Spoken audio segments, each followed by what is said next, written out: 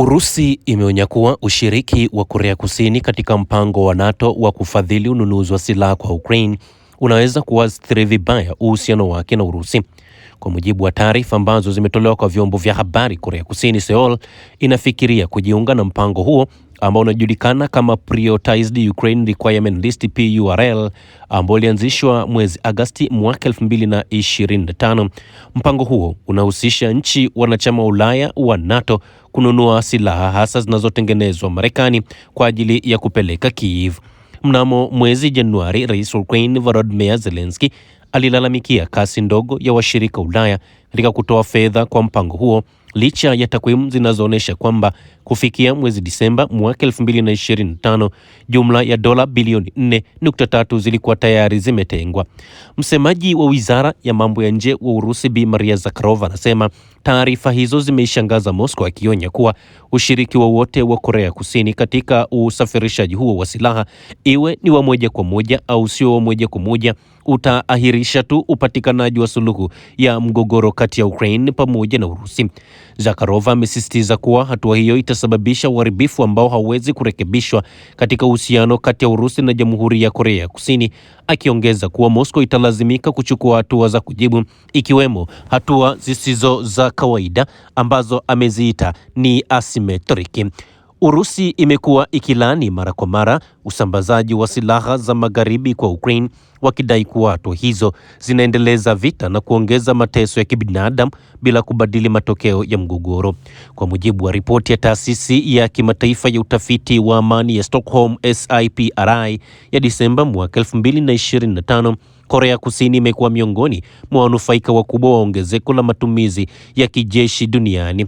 Kampuni kubwa ya silaha ya nchi hiyo ya Hwanhua Group iliripoti ongezeko la 42% ya mapato ya silaha mwaka 2024, ambapo zaidi ya nusu ya mapato hayo yalitokana na mauzo ya nje, ikiwemo kwa nchi wanachama wa NATO ambao wanapeleka silaha zao mjini Kiev. Wakati huo Kiev, ambayo imekuwa ikiomba mara kwa mara msaada zaidi wa kijeshi kutoka kwa washirika wake, imetangaza mipango ya kuanza kuuza silaha nje ya nchi wiki hii. Afisa mwandamizi wa Ukraine alizungumza na vyombo vya habari kwa serikali inatarajia mapato ya mauzo ya silaha kufikia mabilioni kadhaa ya dola mwaka huu 2026 pekee.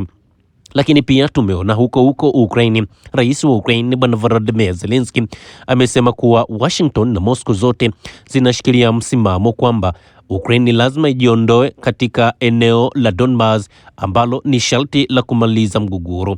Kauli hiyo inakuja baada ya rais wa Marekani Donald Trump kuishinikiza Kiev kuja mezani haraka kwa mazungumzo, akishutumu kwa ucheleweshaji wa mchakato wa kutafuta suluhu. Katika mahojiano yake ambayo ameyafanya siku ya Ijumaa, Zelensky alithibitisha kuwa Wamarekani na Warusi wote wanasema kwamba kama mnataka vita viishi kesho, tokeni eneo la Donbas. Hata hivyo, licha ya Ukraine kupoteza maeneo taratibu kwa Moscow, Zelensky alikataa madai kwamba nchi yake iko ukingoni kushindwa. Akasema huwezi kusema kwamba tunapoteza vita, swali ni kama tutashinda. Hilo ndio swali, lakini ni swali lenye gharama kubwa, alizungumza Bwana Vladimir. Awali mwezi wa pili, Trump alionyesha wazi kutoridhishwa kwake na kasi ya Kiev katika mazungumzo, ambapo Ukraine alisema ni bora waje katika meza ya mazungumzo.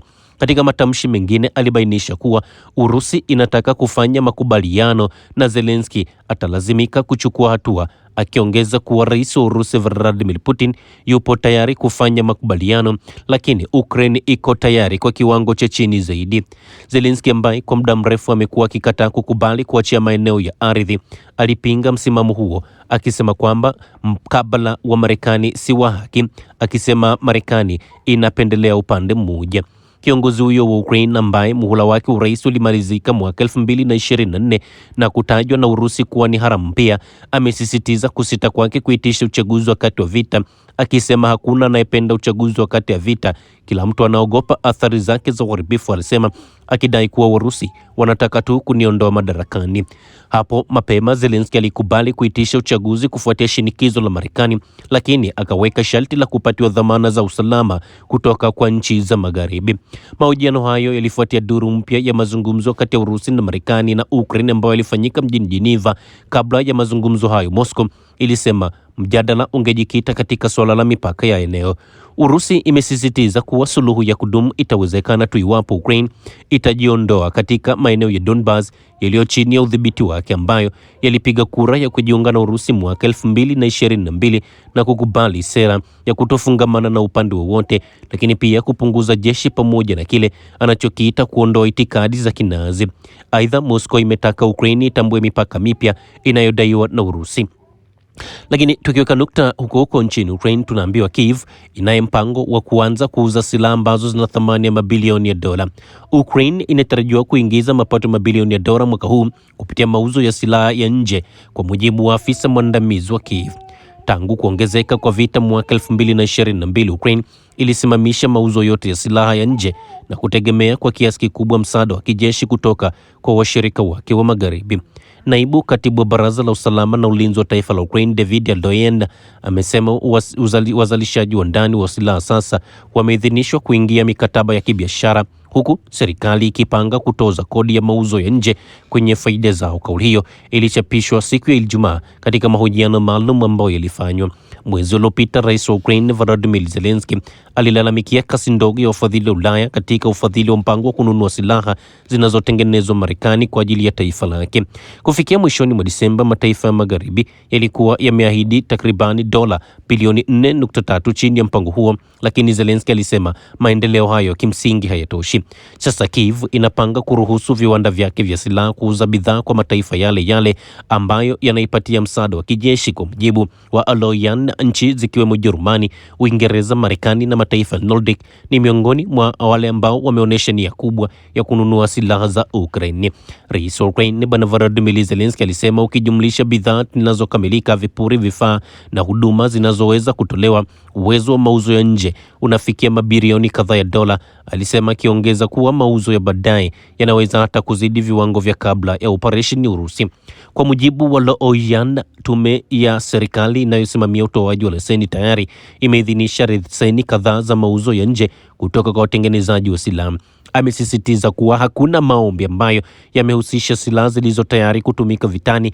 Aidha, anasema angalau taifa moja la Mashariki ya Kati limeonyesha nia ya kununua ndege zisizo na rubani drone pamoja na magari mazito kutoka Ukraine ambayo yanatumika vitani.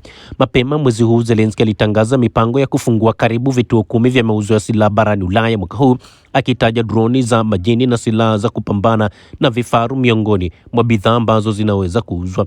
Wakati huo huo, Moscow imekuwa ikiahidi kuwa muda mrefu kuwa Kiev inachochea kusambaa kwa silaha duniani kupitia soko haramu, ambapo waziri mkuu wa Mali Abdouraye Maiga ameishutumu Ukraine kwa kusambaza droni za kujitoa mhanga kwa makundi gaidi, madai ambayo Kiev imeyakanusha mara kwa mara. Hili ndilo ambalo linaendelea huko katika eneo la Special Military Operation, na tunaona Ukraine wanajaribu kujitanua zaidi kuweza kuuza silaha zao katika maeneo mengine duniani, lakini bado wao wenyewe wanasema wanahofia juu ya msaada mdogo ambao unatolewa na nchi za magharibi, msaada ambao wenyewe wanasema ni msaada ambao ni kama hauna msaada hata kidogo. Usisahau kusubscribe, like na kubonyeza alama ya kengele. Asante.